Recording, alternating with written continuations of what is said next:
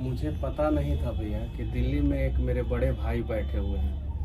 हम तो भाजपा सरकार से भी अनेकों सवाल किए हैं, बहुत सारा वीडियो बनाए हैं, सवाल किए हैं। कभी भाजपा वालों ने मेरा गर्दन दबाने का प्रयास नहीं किया। आपने जो किया मैं सदा जीवन भर ऋणी रहूँगा। एक मिठाई मैं अपने हाथ से आपको खिलाना चाहता हूँ। आप इतना तकलीफ झेल के आए हैं,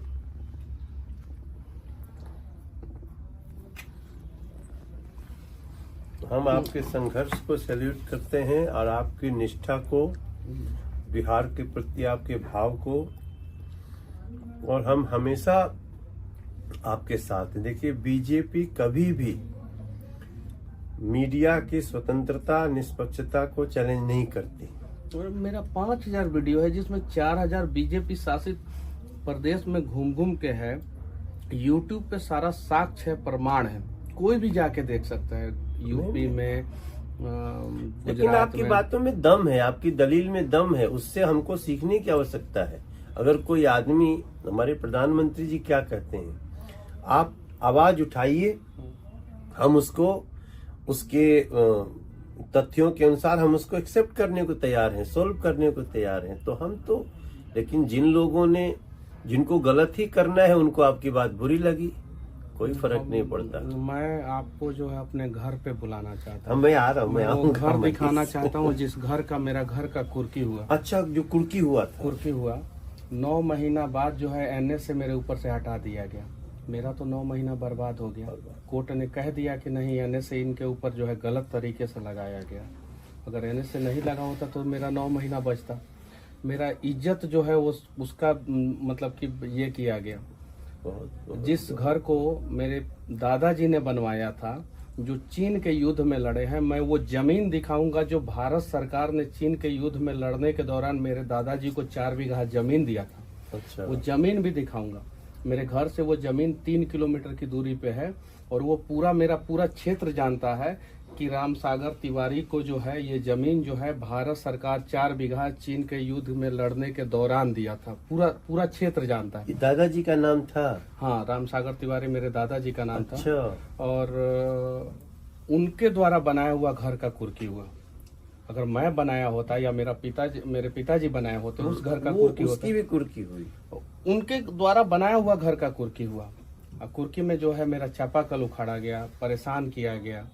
अपराधी का कुर्की होता नहीं है, एक पत्रकार के घर का कुर्की इन लोगों ने कराया। बताइए, अब ये तो आग है दिल लोगों में। का मन यहाँ से भी, हम यहाँ इतना दूर से सुनते थे ना, तो हम तकलीफ में आते थे। हम तो गए आपसे मिलने, जेल में मिलने नहीं दिया गया। कोई नहीं, अब मनीष बाबू आप आगे बढ़िए। और मैं पत्रकार हूँ, मैं गलत करूंगा तो मेरे ऊपर एफआईआर होना चाहिए ना। मेरे कैमरामैन के ऊपर एफआईआर क्यों हुआ? चलिए, मेरे कैमरामैन के ऊपर एफआईआर कर दिया, मेरे ऑफिस के सारे स्टाफ के ऊपर एफआईआर क्यों किया? जिनका कोई दूर दूर तक कोई रिश्ता नाता नहीं है। गरीब बच्चों को जो है मैं सिखाता हूँ, आगे बढ़ाता हूँ। मेरे ऑफिस में जितने काम करने वाले बच्चे हैं, दलित के बच्चे हैं, ओबीसी समाज के बच्चे हैं, स्वर्ण के बच्चे हैं, सब गरीब परिवार के बच्चे हैं। उन लोगों को मैं सिखाता हूँ। और मनीष कश्यप गलत किया था।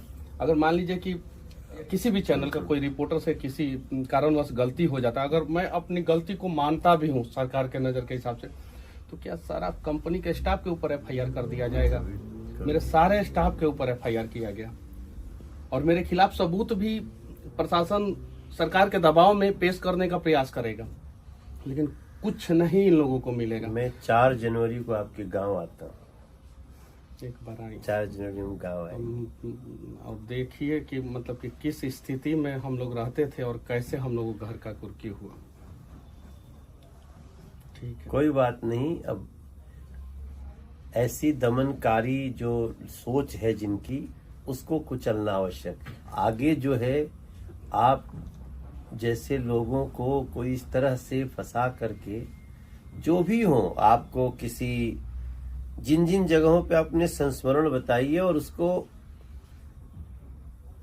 जिन्होंने जो किया है उसको सजा मिलनी चाहिए। ये लोकतंत्र है भैया।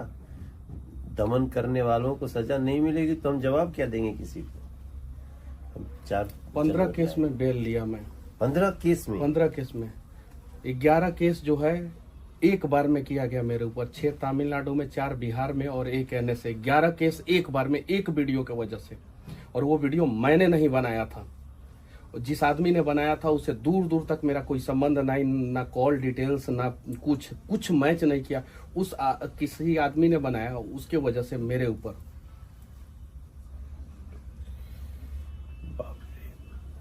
नहीं, हम लोग तो, मैं तो थोड़ा सा जब घटनाएं घटती तो मैं सोशल मीडिया भी खंगालता था। देश का युवा, ऐसे सब सच्चे लोग आपके साथ हैं, साथ थे, साथ हैं और साथ रहेंगे। हम आपके गांव आएंगे, चलिए एक बार आएंगे। 4 जनवरी को हम आ रहे हैं आपके गांव, आके आपके उस घर को देखेंगे, गांव के लोगों से मिलेंगे।